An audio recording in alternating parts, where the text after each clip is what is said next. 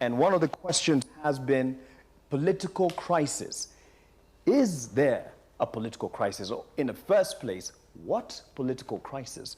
Gabriel Muthuma, he is a governance expert par excellence. And thank you so much, my brother, for joining us this evening. First time on the Social Newsroom. Yes. Mark Bichachi, not a stranger to many people's screens as well. He is a political analyst. And yes, gentlemen, first of all, is there a political crisis from where you sit? You know, Mark, let's look at the situation. So let's look at Parliament, for example. In Parliament, we've got the minority and majority side, right? Much of the minority is minority only in name. In fact, the deputy whip works for the majority while complaining about being removed from being a minority. It's comedic. The reality is, if you look at the meaning of the word politics, it means life. So question, is there an issue with how life is in Kenya? Yes, there's an economic issue. Yeah. Now, the thing that happens, and I've said this times above now, what usually happens in life is when the socio-economic issues congruent with the political desires of your politicians, then you have an issue.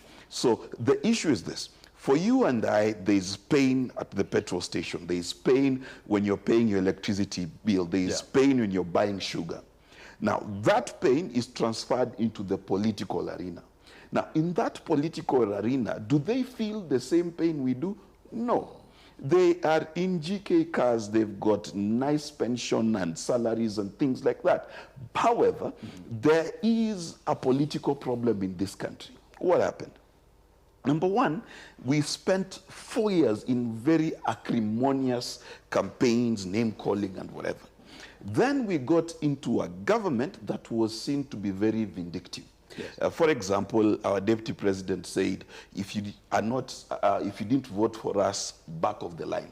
And we saw it happen. They fired people in the thousands simply because they did not support this particular coalition. What does that do? It creates a sense of, are we less Kenyan? It becomes Animal Farm.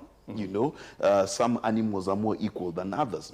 And when that is happening, you are fermenting a crisis. Yeah. But where things came to a head politically is when Kenyans were agitating and complaining against the finance bill.